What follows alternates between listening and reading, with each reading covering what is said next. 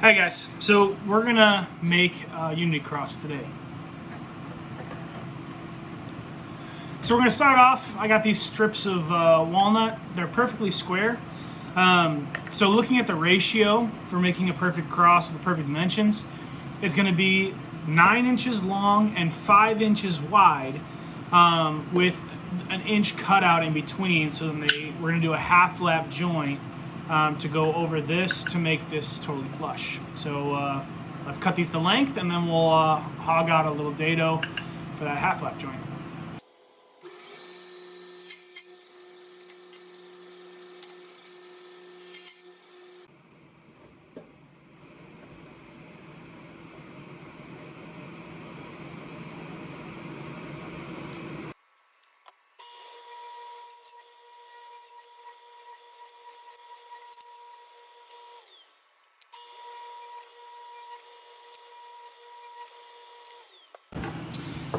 All right, so we got the dados cut on both of our pieces, and the half lap joint fits really nice. It's pretty tight.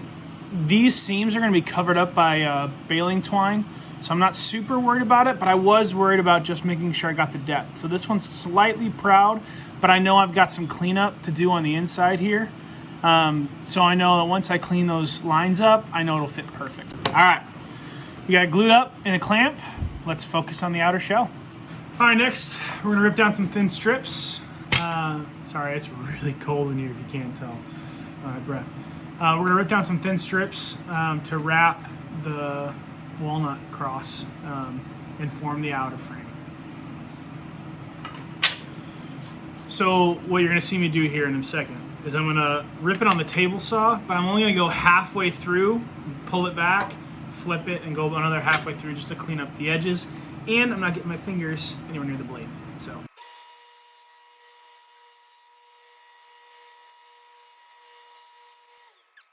Now I know what you're thinking. Joe, you're gonna use pine and walnut? Yes, I am, because these are gonna be painted. So, not my design choice. I blame my wife. So if she's watching this video, like I hope she is, this is your fault. All right, so we got our outside cross done. Here's the problem. I don't like it. We're gonna pitch this and start over. The paint just didn't lay right. I hated the fact that I had to patch it and you could still see it on the outside. It's too tight. It just doesn't look good. The spray paint didn't dry right and it's all blotchy, and we're not gonna do that. So, instead, we're gonna use this piece of ash. Now this has kind of got a little bit of spalting in it. I'm actually using it for another project. You'll see that next week. But this is an offcut for it. So we're gonna cut this down, mill it up a little bit just to get new pieces that are that thick, and we'll start over. Sadly, but I want this to look good, and that does not meet my wife's standards.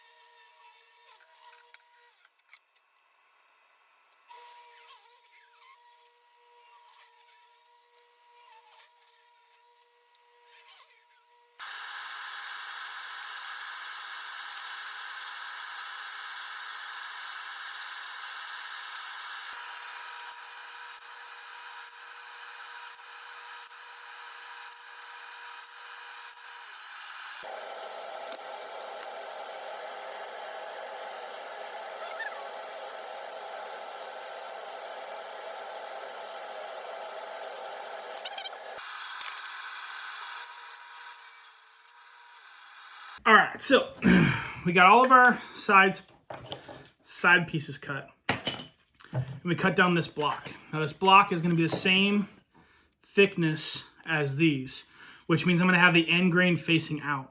That's a design choice. Plus it's gonna help with the glue up for the glue on the bottom there.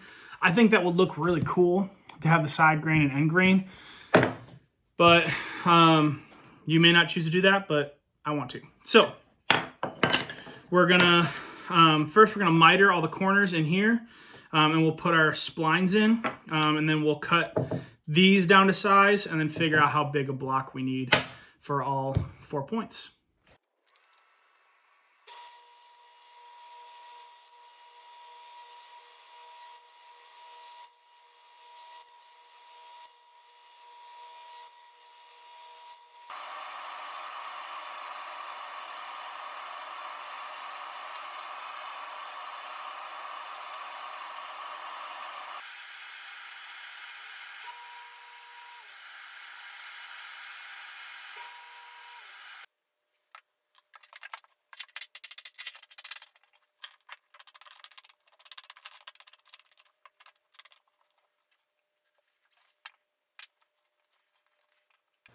All right, so I got all of the sides clamped, and I actually clamped it down to my workbench.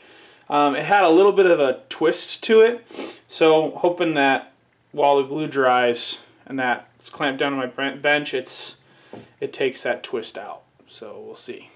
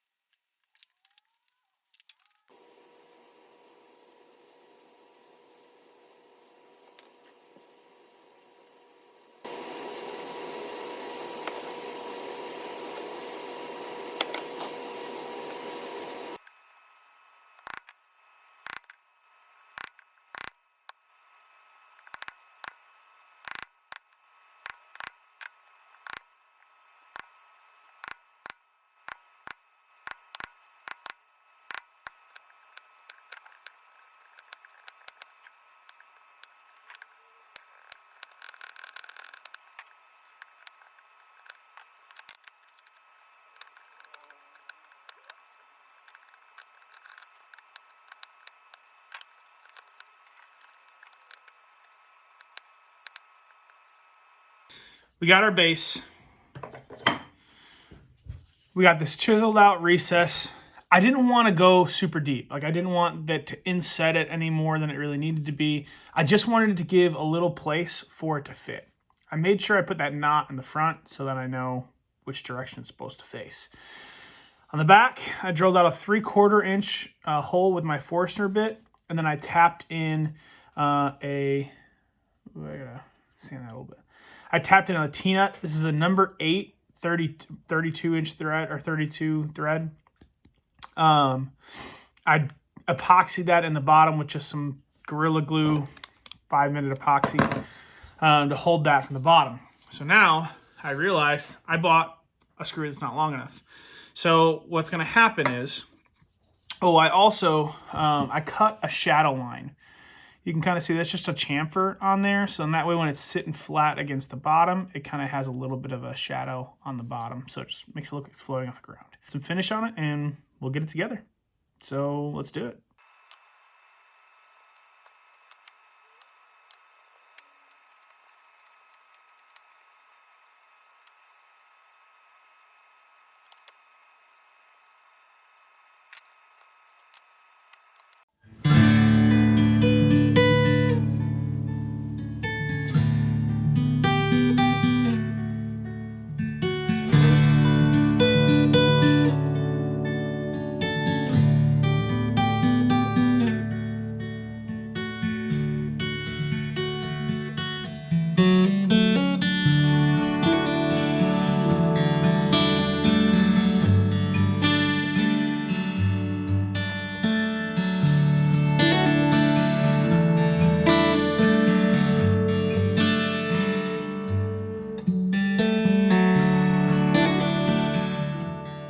Alright guys, so the way this works is this outside cross gets screwed in at the bottom here. So you screw it into the base. Then this piece will go in.